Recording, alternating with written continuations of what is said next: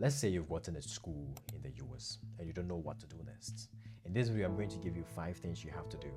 And if you do all these 5 things, you're going to eventually find yourself in the US after admission. Okay. So let's say you've gotten admission to, let's say, a school. What next? What do you have to do? Okay. So before that, you make sure to like, you make sure to subscribe, you make sure to comment the country you are watching from, so I know where everybody is watching from. So I tailor the video based on your location, or I give you some tips based on where you are from. Okay, so make sure you comment your country and everything, and I'll be glad. And if you have any questions, you let me know. My name is Nathaniel Jarton, founder of Visa with Nathaniel, the channel you're currently watching. Okay, so let's go right into it. You've gotten to school. Congratulations, welcome to the class of 2030. What do you have to do next? The first thing you have to do out of the 5 things I'm going to tell you is to accept the admission. Okay, you have to accept that offer. Many schools wouldn't force you that you have to be a student. I have accepted you, so by force you have to accept that offer. Come to my school. Nope. Only if you apply for early decision. We are going to talk about that later on. But most schools wouldn't force you in general to come to my school. Nope, they wouldn't do that. So they'll give you an offer. Would you accept it or you deny it? So if you want that school, you look at that school, they give you a good funding. And for us international students, one of the major deciding factors is funding. So if they gave you a good funding, they gave you a good like graduate assistantship, they gave you an opportunity to learn, and you want to accept that school or you want to go to that school, the first thing you have to do is to accept that offer. Okay, so number one, schools will give you a decision to make it your choice. Okay, so you accept that admission. So for example, you have applied to 2 schools, let's say Georgia Southern and Georgia State University. Okay, these are the 2 schools you've applied to. And so these schools will give you a decision either to accept or to deny that offer. Okay, so if you think, okay, Georgia Southern is giving me a scholarship, a full scholarship, but Georgia State is giving me a partial scholarship, okay, let me go with Georgia Southern. So what you have to do is to deny the offer from Georgia State and take the offer from Georgia Southern. So first step, that's what you have to do. Number 2, you go to Georgia Southern, you have to get an I-20 from Georgia Southern. Okay, so an I-20 is a document that shows that the school has made you, or you're eligible to come to the US as a student. The school has accepted, the school has checked all the requirements to make sure that you're eligible to come here. So you have to get an I-20 from the school. So without an I-20, you get admission and you haven't gotten an I-20 from the school, you've done nothing. So the next thing you have to do is to get an I-20 from the school that admitted you, and in this case, Georgia Southern. So there are schools, before they give you an I-20, they have to check certain things. So they'll give you a portal, they'll tell you the things they need in order to give you an I-20. Some schools will need your passport. They want to be sure if you have a passport. Some schools will need your immunization records. Some schools will need you to pay enrollment deposit. Some schools will need you to do other things. So after you are done with these things, the school will require, but mostly if you have a full scholarship, they wouldn't require you to pay anything or do anything.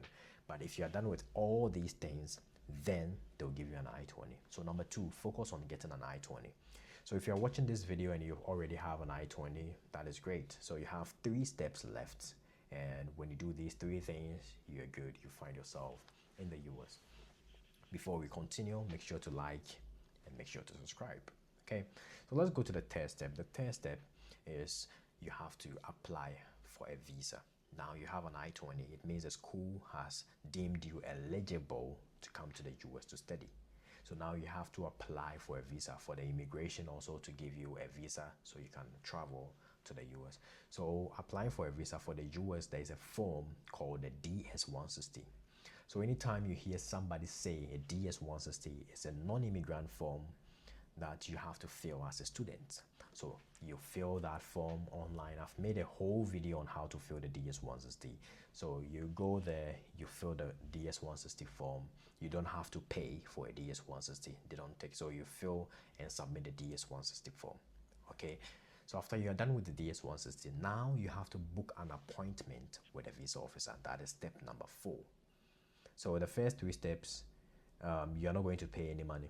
the I-20, if the school only requires an enrollment deposit, that's when, and you want to pay, or there are times where I tell people, if the enrollment deposit you can't pay, just get another school.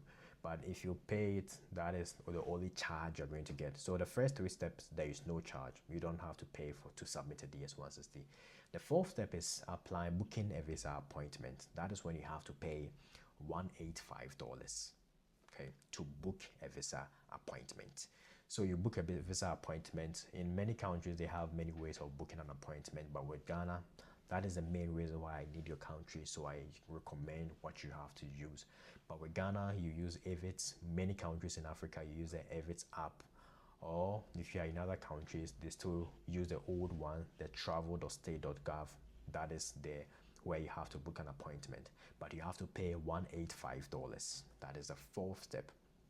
Now, after you pay the $185, you book an appointment. You're going to get a date and a time for your interview. Okay, after you get a date and a time, you have to pay a fee we call the service fee. Service fee is for students. It's called Student and Exchange Visitor Information System. So you have to pay $350, but they charge taxes and other things. So you get like $370 or approximately $400. So in total, you have like $585 to pay before your interview. Okay, so you go for the visa interview and you pass. After you pass, that comes to the 5th step. You book a flight, you book a plane, and you come. So these are the 5 steps. Get admission, accept the offer, get your I-20. After you get your I-20, the next thing to do is to fill your DS-160, book an appointment, but you have to pay the service fee and you have to pay the MRV fee or visa appointment fee. So after that, you go for your visa interview, and finally, you book a flight and you get to the US. And after you get your visa, you can book a flight anytime you want. Okay, book a flight within 1 month, but you have to come here 1 month before your school resumes. That is very important. There is a date on your I-20. Check that date. It's not the resuming date. There is another date that says the eligible time you have to be there. Check that date. You have to be there here after that time. Okay, so mostly it's 1 month before you reopen. So make sure you book an appointment or you book a plane or a flight 1 month before your school resumes. So these are the 5 things. If you have any questions, let me know and I'll be glad to answer it for you. My name is Nathaniel. Make sure to like and subscribe. I'll see you in the next video.